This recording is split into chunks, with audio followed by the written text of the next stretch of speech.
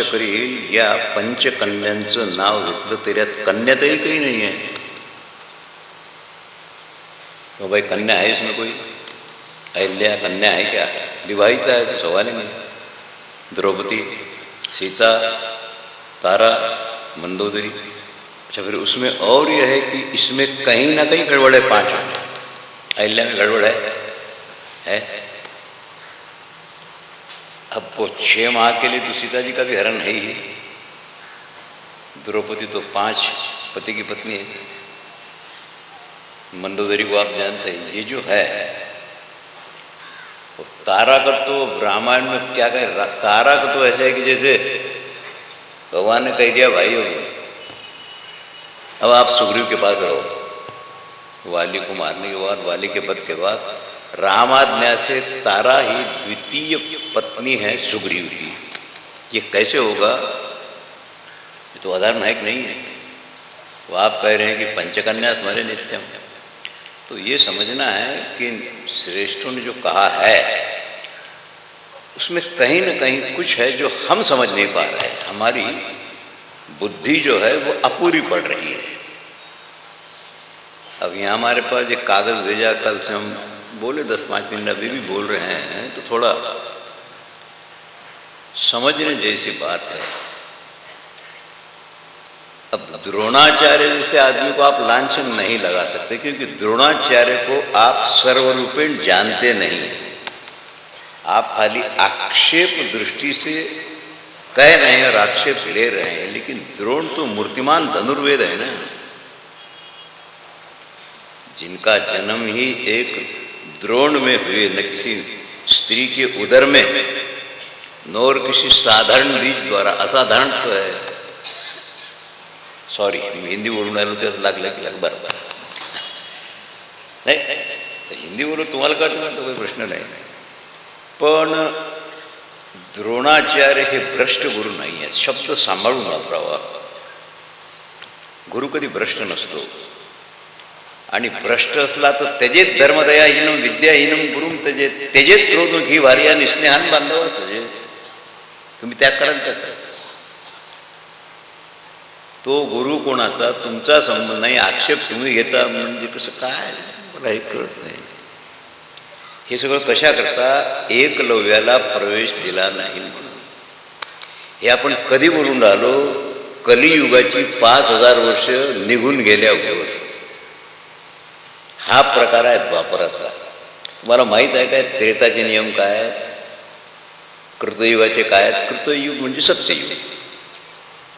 द्वापराचे काय आहेत? कलीचे काय आहेत? द्वापरात देवराजच्या पुत्रोत्पत्ती असं वेद म्हणतो. वीरापासून संतती पैदा करा. आता करतो काय आपण? कलीत अधर्म. हे द्वापरात शक्य होतं, कलीत चालत नाही. आणि कलीची व्यवस्था कृतात चालत नाही, कारण कृतात वर्णच नाही. हंस हा एकच वर्ण. चातुर्वर्ण्य मया सृष्टम कधी? त्रेता लागल्यावर. क्यों भाई, त्रेता की बात की नहीं. पहले तो हंस वर्ण था, कोई वर्ण था ही नहीं. मग आता तुम्ही म्हणाल की वो त्यावेळेचे विवाह कसे झाले? त्यावेळेला मैथुनी सृष्टीच नव्हती, प्रश्नच निर्माण नाही होत. मग आता अमैथुनी सृष्टी कशी होईल?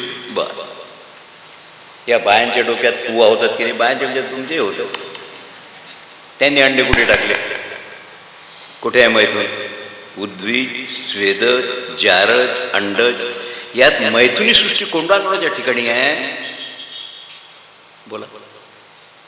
मग म्हणजे याचा आरंभ कधी आहे पाहावं लागेल. आणि थोडासा षट दर्शनाचा अभ्यास करावा लागेल. नुसतं पुराण वाचून होणार नाही. पुराण तर भाष्य आहे सगळे. हा इतिहास ग्रंथ आहे. महाभारत रामायण इतिहास ग्रंथ आहे, पुराण नाही आहे. पुराण म्हणजे पुरातन पण इति. इति ज्यांची झाली तस्य हासहा ते इतिहास. जो चले गए इतिहास. आता काय आहे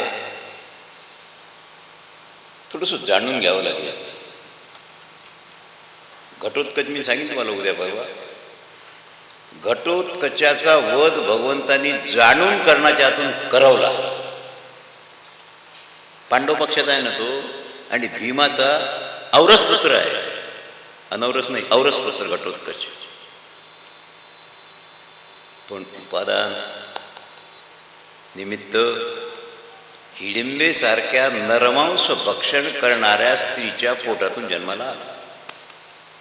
मातेच्या गुणाची हेरिडिटी राहील, पित्याच्या गुणाची हेरिडिटी राहील, पर्सेंटेज कमी जास्त राहील. शांबवा इथे सावली या बोजवळ यू कमी आहे, तुम्हाला उंड आग घालायचं येते, म्हणजे तुम्हाला चटका लावून आला ना, आग मला उंडाली, कालपासून पाहून राहिलो. लक्षात घ्या, आपण जन्माला आलो, आपल्यात पिताही आहे आणि माताही आहे की नाही? आता किती आहे तुमचा संसारिकांचा अनुभव मी सांगतो. तुम्हाला मुलगी आहे आणि मुलगाही आहे, अगदी खरं. एक कन्या आहे, एक पुत्र आहे तुम्हाला. मी तुम्हाला सार्वजनिक म्हणजे सर्वसामान्य नियम सांगतो. पित्याची प्रीती नेहमी कन्येकडे राहील, ऑलवेज.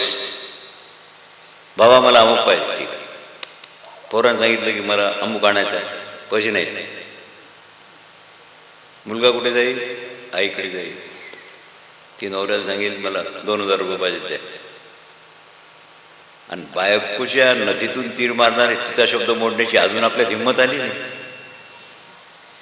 मुलाचं काम माताकडे, कारण तिची अत्यंत प्रीती आहे. कुणावर? पुत्रावर. पित्याची तेवढीच प्रीती कन्यावर आहे, कधीही पुत्रावर राहणार आणि जर आहे की नाही? म्हणून त्याचं थोडं चिंतन करावं लागेल. हिडिंबेच्या पोटातून जन्माला आलेला उत्कच म्हणजे डोक्यावर केस नव्हता त्याच्या जन्माच्या वेळेला, घटोत्कचाचा जन्म झाला. पांडवांचा सहकारी आहे. मी घटोत्कचाच्या कार्यक्रमाला सांगितले, जेथे कुणीही जाऊ शकत नाही त्या ठिकाणी राजसूय यज्ञाच्या वेळेला लंकेत जाऊन घटोत्कचाने विभीषणाजवळून कर आणला. कोण जाईल समुद्र उल्लंघन करून? आकाश मार्गानं घटोत्कचच जाऊ शकत होते. नारायणला जेव्हा पांडव गेले द्रौपदी सहित, कुणी नेलं? आईला, जे द्रौपदीला, आणि काका बाप यांना पाठीवर वाहलं त्याने आणि हिमालयाच्या टोकावर पोहोचवलं घटोत्कचाने. सहाय्यकारी तर पांडवाचाच आहे. हे सगळं करत असताना तो गुड सोसायटीत होता. पांडव गुड सोसायटी आहे. क्लिष्ट वृत्ती बॅड सोसायटी शकून आहे, कौरव गेले. देव सगळं जाणतो, देव असतो. अंतर जाण्याशी पांडुरंग. घटोत्कच देवाला मारता येत नाही. याला मारावं लागले देवाला माहित आहे, पण हात नाही टाकता येत, भाचा आहे. पांडव ऐकणार नाहीत. याला मारावं कसं? आणि हा भारतीय युद्धात मेलाच पाहिजे. देवाची दृष्टी ही, पांडवाची दृष्टी आमचा पुत्र आहे, पुतण्या, हा वाचला पाहिजे. घटोत्कच जेव्हा मारला गेला, फार प्रयासानं मारला तो. द्रोण पर्वात 4थ्या दिवशी रात्री युद्ध झालं. प्रदीप म्हणजे मशाल, अंधार होता, चतुर्दशी होती. मशाली पेटवल्या शेकडो हजार, आणि प्रदीपाच्या उजेडानं रात्री युद्ध झालं. द्रोणाचार्यांच्या आज्ञेने झालं. देवाने सांगितलं की दृष्टिद्युम्न आपला सरसेनापती आहे पांडवाचा, पण आज रात्री युद्धात सरसेनापती पद घटोत्कचकडे राहील. त्याला सांगितलं युद्ध तू सांभाळ, कारण तू निशाचरीच्या पोटातून जन्माला आला. रात्री निशाचराला बल जास्त असते.